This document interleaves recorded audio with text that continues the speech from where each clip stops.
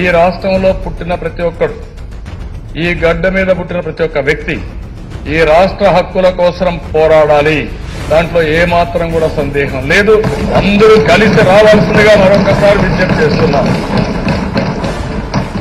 మీ రాజకీయాలు పక్కన పెట్టండి, మా కోసరం మీరు పోరాడండి. కొన్ని సంఘాలతో మాట్లాడిగా దిశ ఒక 4 సీట్లు తగ్గతాయా పెరగతాయని కాకుండా రాష్ట్రం కోసం పోరాడి రాష్ట్ర ప్రజల రుణం తీర్చుకోవడానికి మీరు ముందుకు రావాలని నిలదీశారు దిశ.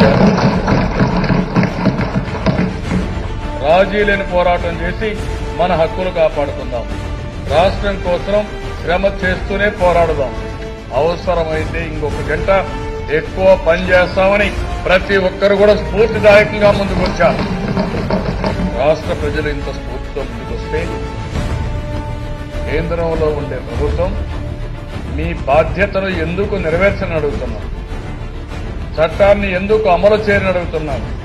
అందుకే ఈ రోజు నుంచి ఏప్రిల్ 6 వరకు ప్రతి ఒక్కరూ నల్ల బ్యాడ్జీ పెట్టుకుని ఎక్కడన్నా కనపడిస్తే మాకు అన్యాయం జరిగింది కాబట్టి నల్ల బ్యాడ్జీ పెట్టుకున్నామని ప్రజల్లో చైతన్యం తేవాలనే ఉద్దేశంతోనే ఈ నల్ల బ్యాడ్జీలు పెట్టుకోవాలని ఒక పిలుపిచ్చారు అధ్యక్ష. ఇది నేను రాష్ట్రంలో ఉండే ప్రతి ఒక్కరిని కోరుతున్నాను. నిరసన తెలియజేయాలి, నల్ల బ్యాడ్జీలు పెట్టుకోవాలి, పని చేయాలి. అవసరమైతే ఇంకా ఒక అర్ధగంట ఎక్కువగా పనిచేస్తున్నాయి నిరసన కూడా మనం తెలియజేయాల్సిన అవసరం ఉందని కూడా నేను మీకు తెలియజేస్తున్నాను అధ్యక్ష.